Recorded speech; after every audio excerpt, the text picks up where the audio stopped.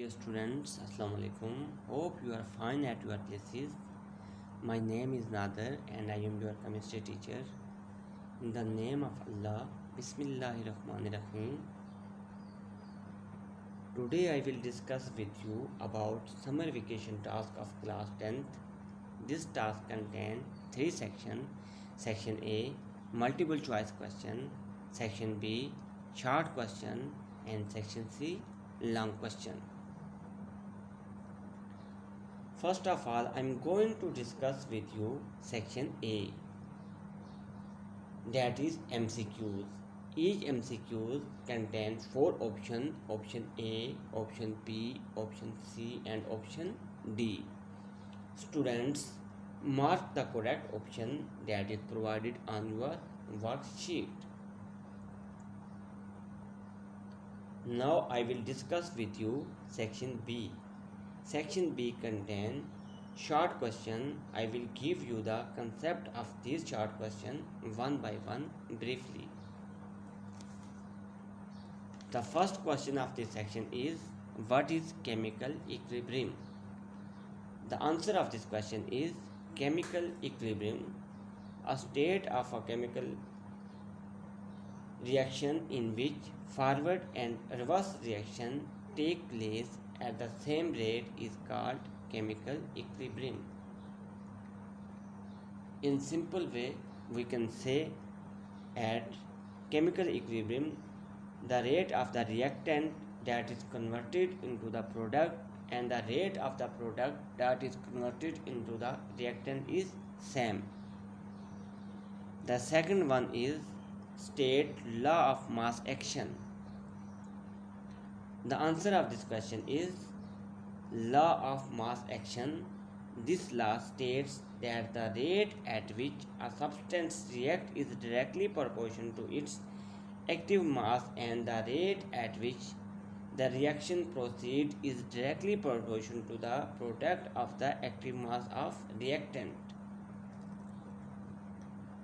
The third and last question of this section is state conditions for equilibrium.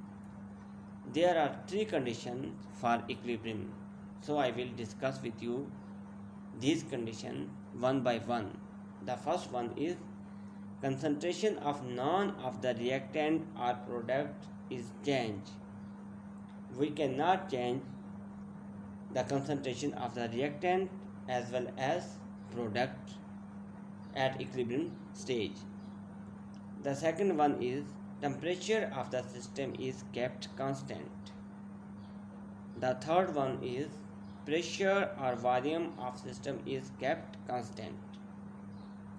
So temperature and pressure volume of the system is kept constant at equilibrium stage. We cannot change these conditions at equilibrium stage.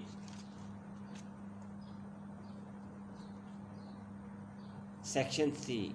Section C contains long question or conceptual question. The question of section C is, what is the importance of equilibrium constant for a chemical reaction? Importance of equilibrium constant. Equilibrium constant for a reaction can be used to predict many important features of a chemical reaction. It can be used to, the first one is determine the equilibrium concentration of equilibrium mixture knowing the initial concentration of reactants. The second one is predict the direction of the chemical reaction while reaction is goes to forward direction or reverse direction. The third one is predict the extent of a chemical reaction. The fourth one is predict the effect of change in conditions of the chemical reaction on the equilibrium state. So I will explain these points with the help of the example of formation of ammonia NH3 and sulfur trioxide.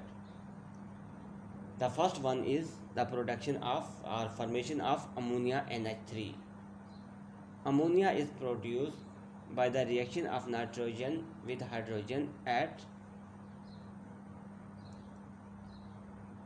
450 centigrade and 200 atmosphere pressure in the presence of catalyst.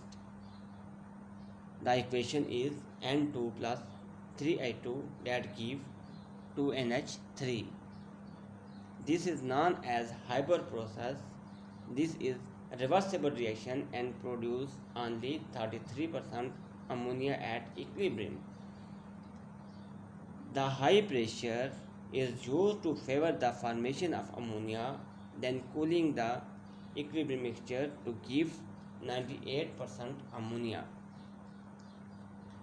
So with the help of equilibrium constant, we can obtain maximum amount of ammonia, that is 98%. The second example is formation of SO3 sulfur trioxide. Sulfuric acid is produced on large scale by the by contact process. In this process, sulfur is converted into sulfur dioxide. The equation is S plus O2 that gives SO2. Sulfur and oxygen react to form sulfur dioxide. Sulfur dioxide is purified and further oxidized at 450 centigrade and 200 atmosphere pressure in the presence of PTR V2O5 as catalyst, that is 2SO2 plus O2 to give 2SO3. This reaction is a reversible reaction. Here again, by the application of principle of chemical equilibrium, maximum amount of SO2 is converted into SO3. Sulfur trioxide is then converted into 100% pure sulfuric acid. So we can say with the help of equilibrium constant Kc, we can obtain the maximum amount of ammonia and sulfur trioxide on large scale production, that is very beneficial. Thank you students, wish you all the best.